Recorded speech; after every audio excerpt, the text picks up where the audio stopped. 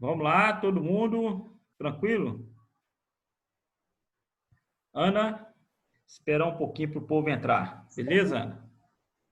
Beleza.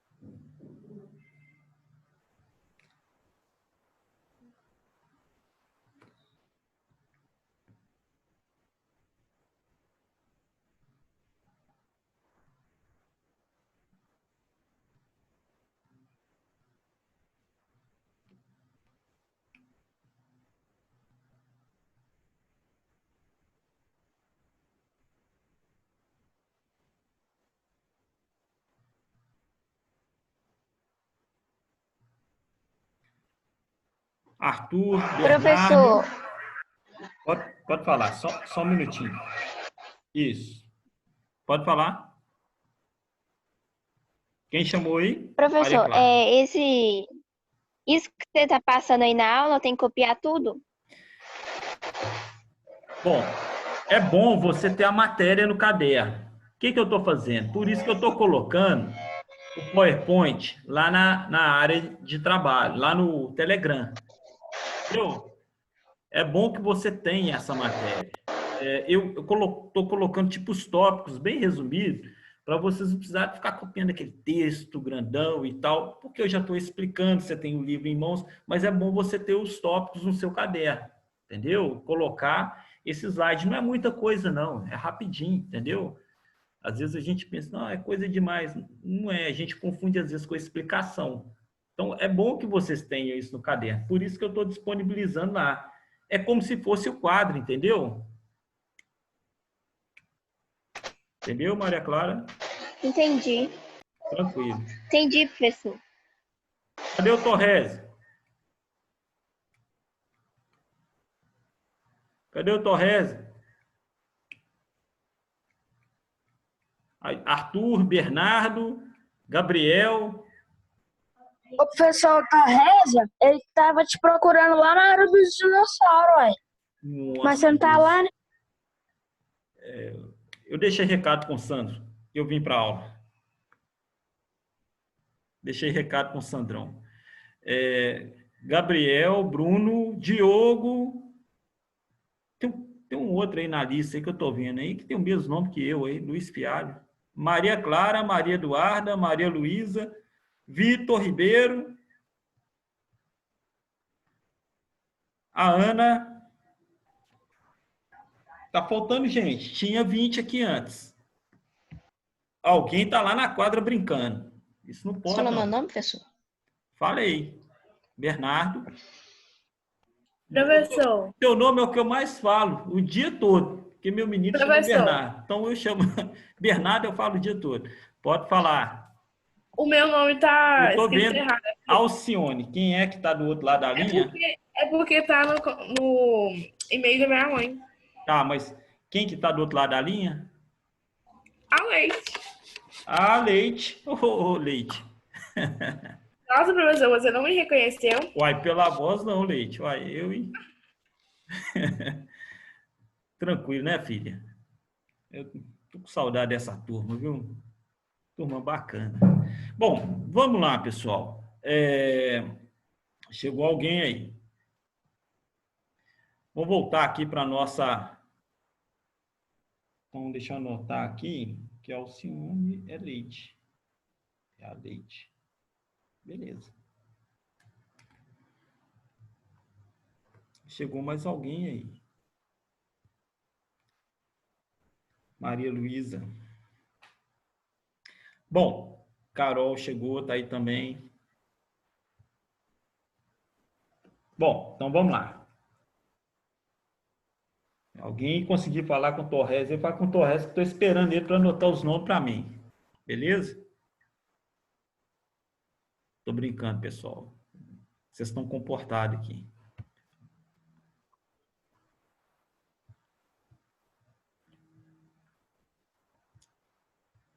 Vamos voltar aqui. Bora. Vamos lá.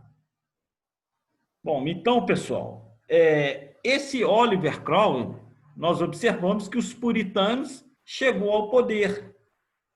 E esse Oliver Cromwell, ele coloca um novo Estado, essa ditadura dele, esse novo Estado, chama Commonwealth, que significa riqueza de todos.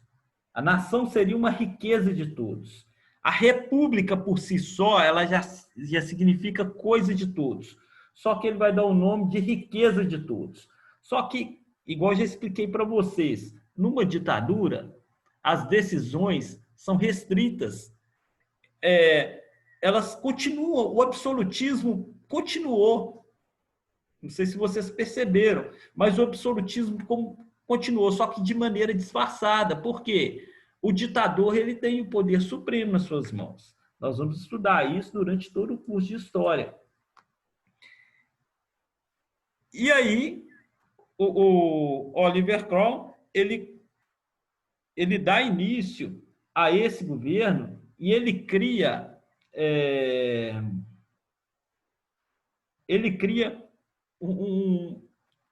uma nova forma de administrar com os interesses agora da parte oposicionista ao absolutismo.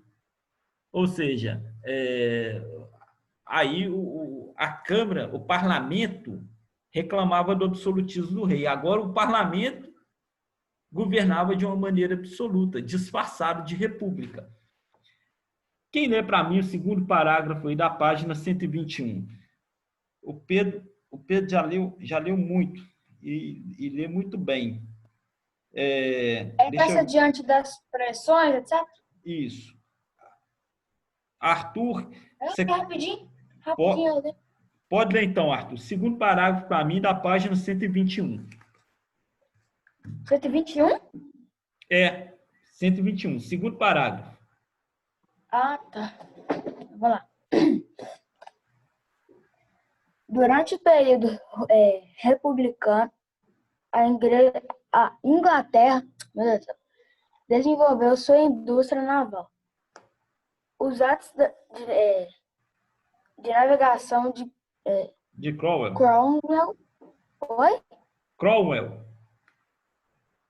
Cromwell estabeleceram que os produtos importados pelo reino deveriam ser transportados apenas por navios ingleses ou pelos países produtores.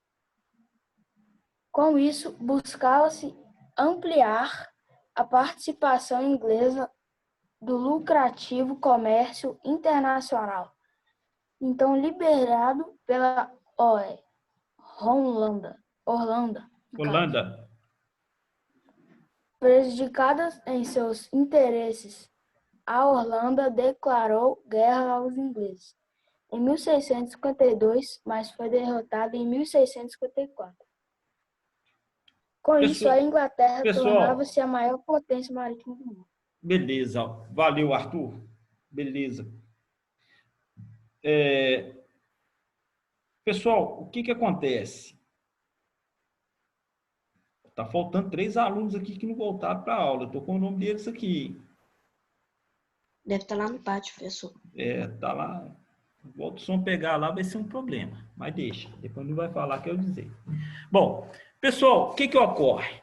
O Cromwell, o que ele faz? Ele cria uma lei interessantíssima. Os atos de navegação.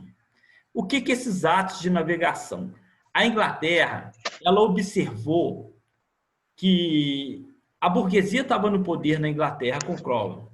A burguesia estava no poder. E a burguesia, ela é a classe dos comerciantes. Então, quanto mais o comércio ficar dinâmico, rápido, melhor para todos os burgueses. Quanto mais ter aquele trânsito de gente comprando e vendendo, melhor seria para aqueles burgueses. Então, quanto mais a mercadoria rodar no comércio, melhor melhor fica para os burgueses. E aí o Kroll observou que tinha uma área que ele poderia estar explorando de maneira mais intensa, que era o quê? O frete. Sabe o que é frete?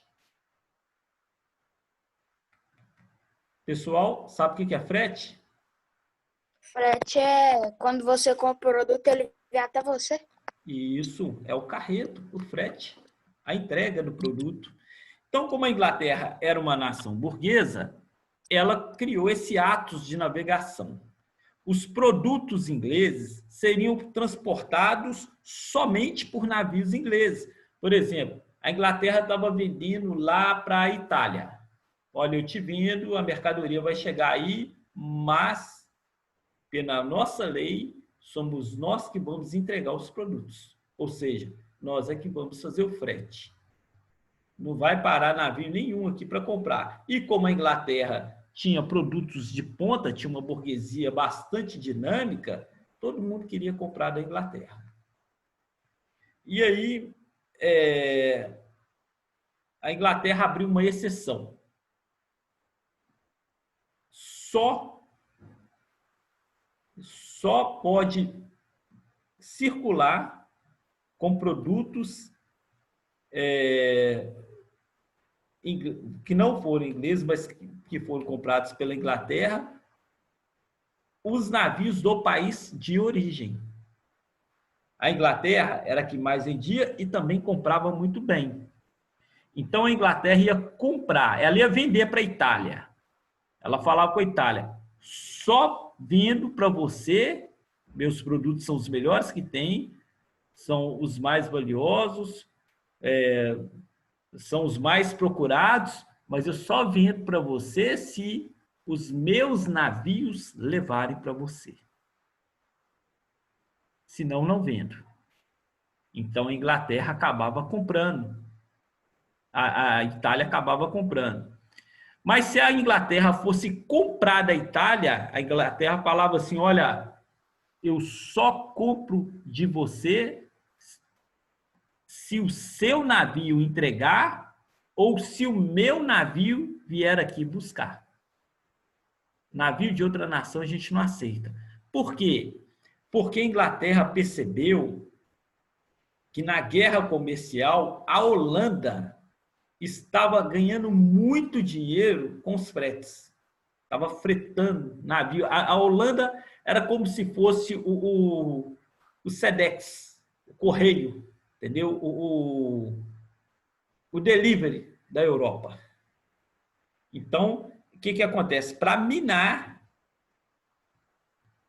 a burguesia e evitar um futuro concorrente, a Inglaterra resolveu fazer esse boicote ao fretamento inglês, ao fretamento holandês.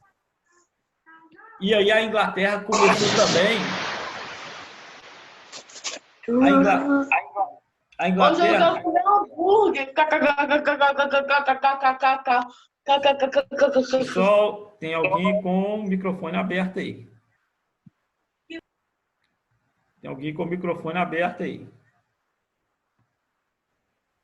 Bom, então a Inglaterra ela começa a monopolizar essa questão do frete, da entrega desses produtos na Europa.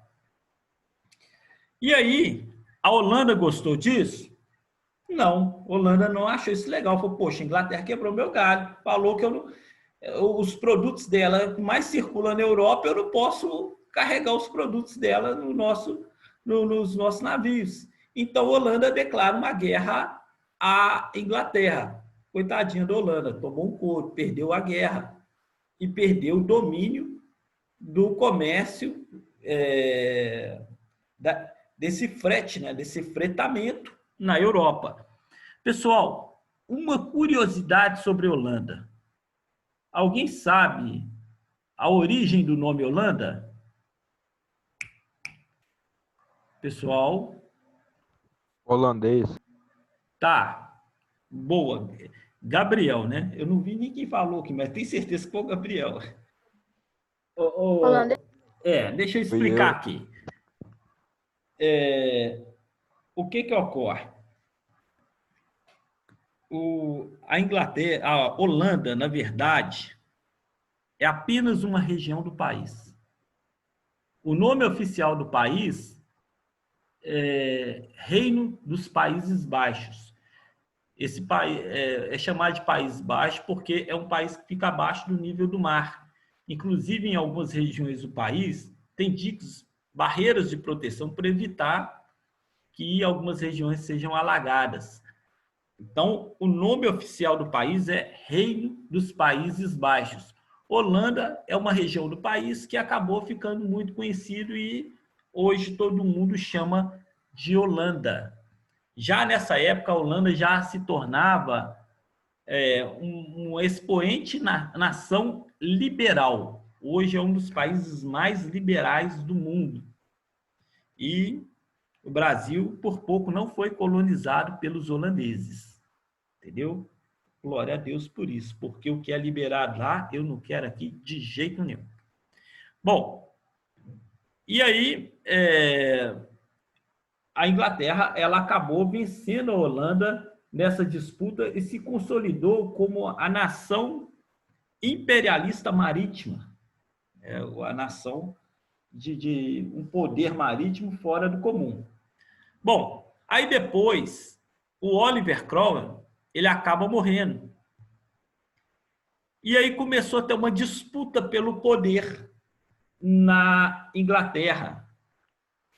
E essa disputa pelo poder, ela fica muito intensa e a nobreza e a burguesia pensa, o parlamento pensa da seguinte maneira, fala, olha, se a gente entrar em conflito, a burguesia pensa da seguinte maneira, se a gente entrar em conflito, os absolutistas aproveitam da situação e assumem de novo e voltam a governar de maneira absoluta, sem Constituição. Então, nós vamos restaurar a dinastia dos Stuart, vamos chamar o Carlos II, filho do Carlos I, para governar, e ele vai ter que jurar a Magna Carta, a Constituição. Ele vai ter que jurar obedecê-la, senão nós vamos tirá-lo do poder. E é isso que eles fazem, eles restauram a monarquia e convidam o Carlos II, filho do Carlos I, para estar assumindo, mas sobre essa condição de jurar a Carta Magna, ou Magna Carta. O Carlos II chega, compromete respeitar a Magna Carta, mas não cumpre. E aí ele tenta de várias formas reimplantar o absolutismo. Ele tenta de várias formas reimplantar o absolutismo na Inglaterra. E com a morte dele, o Jaime II assume. E o Jaime II, ele era assim, ele era louco, ele era irmão do Carlos II, ele era louco com o Luís XIV. O símbolo máximo do absolutismo, pessoal, guarda isso. Isso eu vou fazer, nossa prova está para sair aí, a direção da escola vai entrar em contato com vocês, mas o absolutismo, isso é a marca máxima do absolutismo. Guarda isso que eu vou cobrar nessa prova. O Luís XIV falou a frase que é considerada a máxima do absolutismo. O Estado sou eu. Ou seja, o rei fala assim, eu sou o Estado. O país, a nação, funciona de acordo com as minhas vontades. Eu estou acima da lei. Esse Luís XIV foi chamado de Rei Sol, porque ele se considerava um rei como os faraós do Egito. Então, ele se considerava uma divindade. Então, por isso que a história o denominou de Rei Sol. Então, esse Jaime II, ele era, assim, admirador extremo do Jaime I, do Luís XIV. Eu estou vendo aí que o Steven está aqui, a Natália. A Manu. Estou vendo aqui que chega uma turma boa. Vou fazer minha anotação aqui para saber quem está aqui. Bom, beleza. E aí, com o Jaime II, ele assume e tem esse objetivo de restaurar o absolutismo. E ele aproveita o momento de instabilidade que o parlamento está dividido para tentar retornar esse absolutismo. Quem lê para mim a Revolução Gloriosa, Restauração Stuart e a Revolução Gloriosa, o terceiro parágrafo aí. Quem lê para mim? Quem lê aí? Vamos ver. Carol, Diogo, Bernardo. Quem lê para mim aí? Antônio. Um de vocês aí, lê para mim. Que página, professor? Carol, lê para mim o terceiro parágrafo, página 121, da Revolução Gloriosa. Aí, ó, em 1685.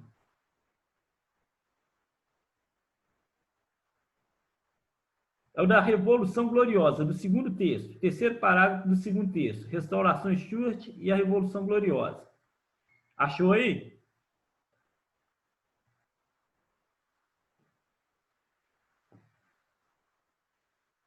Achou? Espera aí, professor. Página 121, em 1685. Com a morte de Carlos II.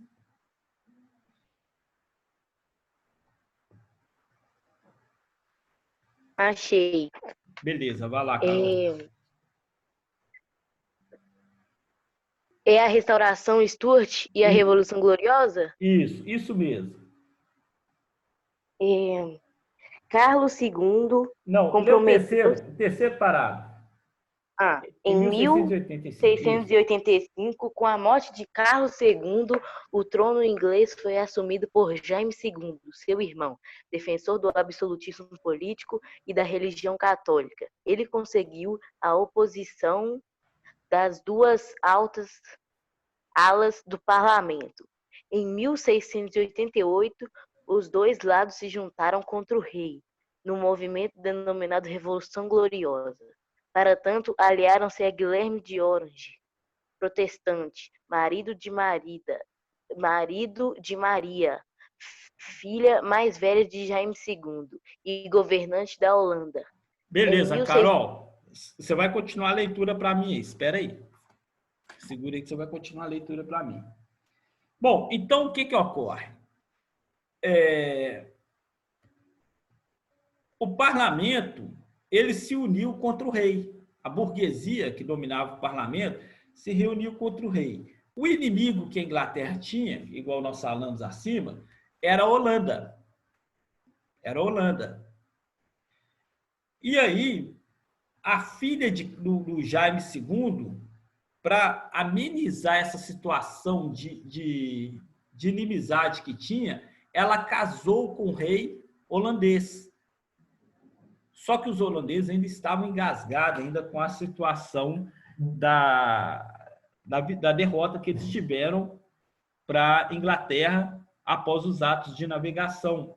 Então, o que acontece? Ela casou, a Maria, ela casou com Guilherme de Orange. O casamento é lógico, o casamento político. E essa Maria era filha do rei da Inglaterra, do Jaime II. Então, o parlamento chamou o Guilherme de Orange e convidou o Guilherme de Orange a dar um golpe, a invadir a Inglaterra de surpresa e destronar o genro dele, quer dizer, o sogro dele, o Guilherme de Orange, o Jaime II. O parlamento convidou o Guilherme de Orange a invadir. O parlamento deu todo apoio às tropas holandesas a invadir a Inglaterra e destronar o Jaime II, sogro dele. E o Guilherme de Orange prontamente aceitou, porque o camarada era rei da Holanda. que estava capenga, porque tinha perdido o comércio marítimo, tinha perdido o frete do comércio marítimo. Então, estava passando uma situação delicada. Então, ele ia deixar de assumir uma nação. Não ia deixar. Ele continuava assumindo uma nação que estava muito capenga e passaria a assumir o poder da maior nação do planeta, né, de uma das maiores nações do planeta, até então, que era a Inglaterra. Guilherme de Orange prontamente aceitou, mas o parlamento fez uma condicionante ao Guilherme de Orange. Falou, olha, você vai ter que fazer um juramento, a declaração dos direitos, Bill of Rights, que é a declaração dos direitos. É como se fosse uma Constituição, uma carta, uma nova Magna Carta na Inglaterra. O Guilherme de Orange prontamente aceitou aquilo e ele acaba assumindo a Inglaterra em 1689. Continua a leitura para mim, Carol. Em 1688.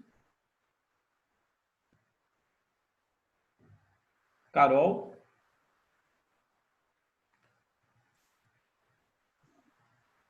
Oi, Pedro. Restauração. Isso. Continua a leitura. Em 1688, último parágrafo da página 121. Eu, Isso.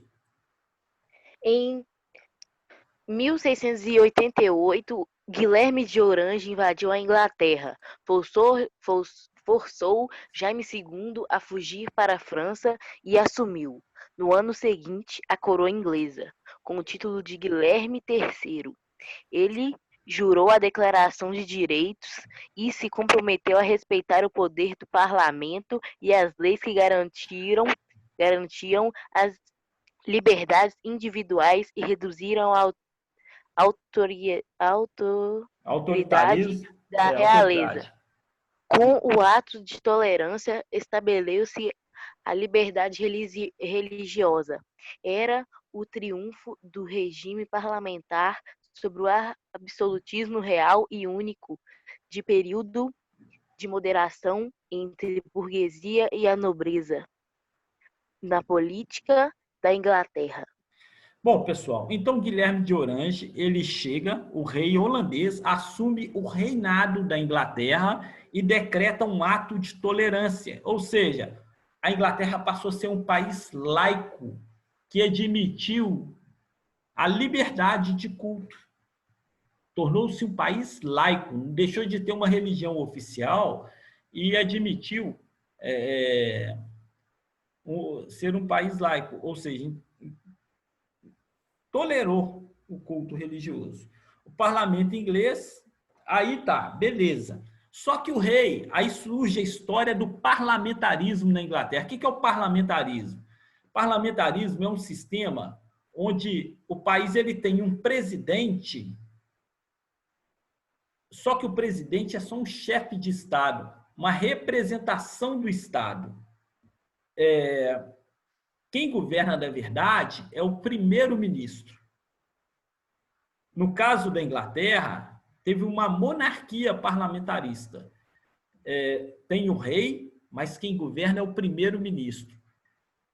E como que surgiu essa figura do primeiro-ministro? Como o rei era holandês, tinha uma dificuldade para falar com o parlamento, por causa do idioma. Então o rei ele arrumou um intérprete para ir para as reuniões. Então tudo que ele queria passar para o parlamento, o intérprete ia e passava para o parlamento. Com o passar do tempo, esse intérprete ele passou a se especializar em assuntos políticos. E ele acabou evoluindo com o passar dos anos a se transformar um grande administrador político. Hoje, o primeiro-ministro não é mais simplesmente um intérprete, e sim um administrador do reino. A princípio, então, essa figura que nós temos hoje do primeiro-ministro, que é o que governa o país mesmo, de fato, é igual hoje na Inglaterra. Até hoje, esse sistema ele existe na Inglaterra. A rainha da Inglaterra, ela manda, mas não governa. Quem governa lá é o primeiro-ministro. Então, até hoje. E a história desse primeiro-ministro começou lá atrás. Ele era simplesmente um intérprete. E as funções dele foi evoluindo ao longo dos anos, até chegar ao que é hoje. É o governador da Inglaterra, é a pessoa que governa. Tranquilo? Bom, para a próxima aula, nós vamos fazer o exercício da página 125 para a semana que vem, só as respostas. Antes aqui, pessoal, tem um videozinho que eu vou passar aqui para vocês. Ô, professor. Oi. Aqui, rapidinho. Você pode repetir aquela sobre as provas do Luís XIV, que você disse que ia cair? Ele falou a frase máxima do absolutismo. O Estado sou eu. Ou seja, o poder era ele. O país funcionava de acordo com as vontades dele. Obrigado, professor. Professor, Oi. o para casa a gente precisa de te mandar uma foto para você ver que a gente fez ou a gente vai corrigir na aula? Não. Vocês precisam só fazer e deixar no caderno, entendeu? Porque aí eu vou, quando a gente voltar, eu vou fazer a correção, né? Todas as aulas, né? E aí... Qual que é a página? É a página 125. 1 a 9. 125 a 9. Eu gravo aqui na minha cabeça. Obrigado. De boa.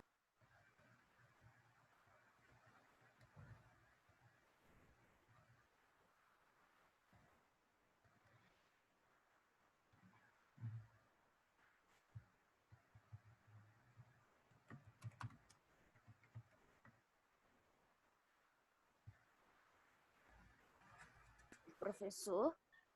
Professor, eu posso mandar um negócio para a casa da... Pode.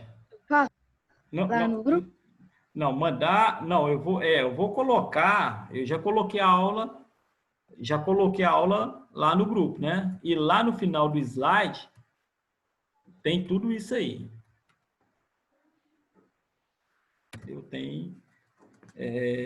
Tem todos os exercícios aí. Mas já mandei aqui, tipo assim, se alguém não conseguir abrir, porque o Diogo mesmo ele falou que não tem como baixar nem atualizar nada no celular dele, mas... Aí manda para mim que eu mando no... Eu vou colocar lá, beleza? Eu vou colocar as páginas lá do... Eu mandei já, professor. Lá, então beleza. para casa, página 125 a 9. Não, então beleza. Então ótimo. Mas aí eu reforço lá também. Deixa eu colocar aqui o vídeo que eu preparei para vocês aqui. Deixa eu ver se eu consigo achar ele aqui. Seria sedutora.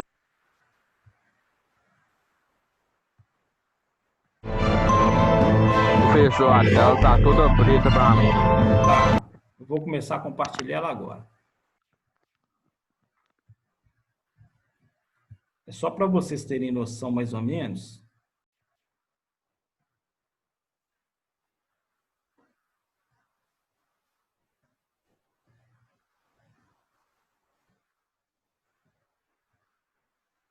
Na história mundial. Hoje vamos destacar o dia 6 de fevereiro. Neste dia, no ano de 1952, morreu o rei Jorge VI, que passou a coroa para sua filha, a rainha Elizabeth II, cujo reinado se transformou no mais longo de toda a história da monarquia britânica.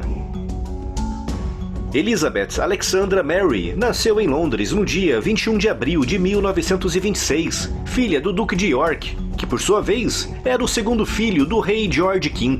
Por esse motivo, a pequena Elizabeth estava em terceiro lugar na linha sucessória da coroa quando nasceu, atrás do seu tio Edward e do seu pai.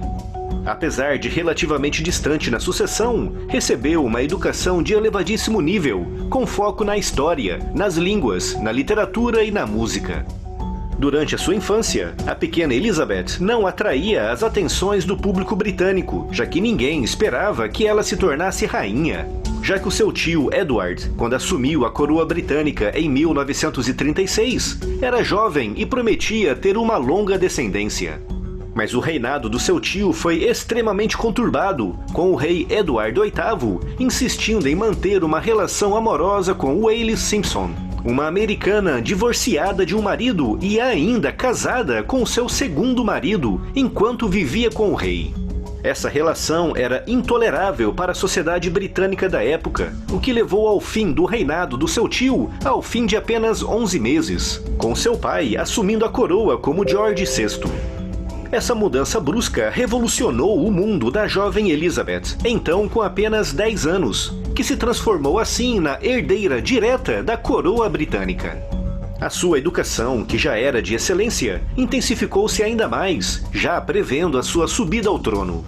Quando a Segunda Guerra Mundial começou, em setembro de 1939, foi sugerido que a princesa e a sua irmã fossem evacuadas para o Canadá, com a sua mãe dizendo: "As crianças não irão sem mim, eu não irei sem o rei, e o rei não abandonará a Inglaterra."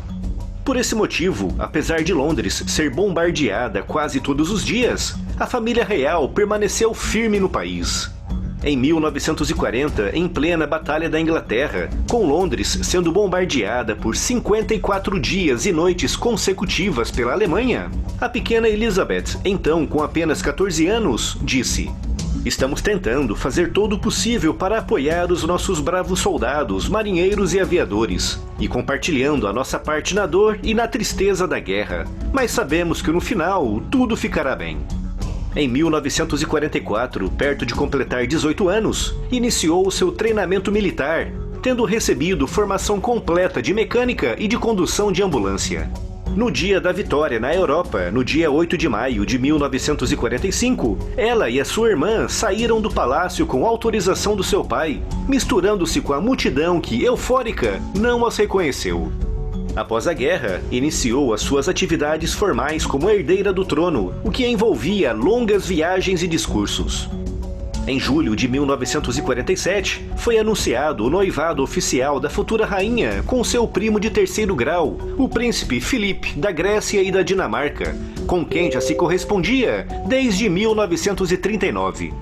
Antes do casamento, o príncipe Filipe renunciou seus títulos na Grécia e na Dinamarca e se converteu de cristão grego ortodoxo para cristão anglicano e adotou o nome oficial de Philip Mountbatten, o sobrenome da sua família materna de origem britânica. O casamento realizou-se no dia 20 de novembro de 1947, na abadia de Westminster, mas como nessa época a Inglaterra ainda estava sendo reconstruída da devastação da guerra, a família real optou por uma cerimônia comparativamente mais simples, com a princesa Elizabeth recebendo cupons de racionamento para comprar o seu enxoval. O primeiro filho do casal, o príncipe Charles, nasceu no dia 14 de novembro de 1948, com a princesa Anne nascendo em 1950. A partir de 1951, a saúde do seu pai, o rei George VI, começou a deteriorar-se rapidamente e, secretamente, começaram a ser feitos os preparativos para a sucessão. No início de 1952, a princesa Elizabeth e o seu marido iniciaram uma longa viagem pela África, Austrália e Nova Zelândia, e foi durante essa viagem, neste dia, 6 de fevereiro do ano de 1952, que o seu pai faleceu, com a notícia representando um duro golpe para a princesa, que sentia uma extrema afeição pelo seu pai. Foi proclamada rainha nesse mesmo dia, quando se encontrava num hotel rural no Quênia. A questão da hora exata da ascensão ao trono é um tema muito importante para a coroa britânica. Mas como o rei George VI morreu durante a noite, a rainha Elizabeth foi a primeira monarca inglesa em mais de 800 anos que ascendeu ao trono sem uma hora exata. E também foi a primeira monarca em mais de 200 anos a ascender ao trono inglês enquanto se encontrava fora do país. Apesar da morte da sua avó paterna no dia 24 de março, a coroação decorreu conforme o planejado no dia 2 de junho de 1953. O vestido que usou para a cerimônia de coroação foi decorado. Bom, pessoal, aqui é mais ou menos para vocês terem noção de como funciona a questão da monarquia na Inglaterra e destacar esse reinado da rainha Elizabeth que está até os dias de hoje, né? Cada dia bate um recorde.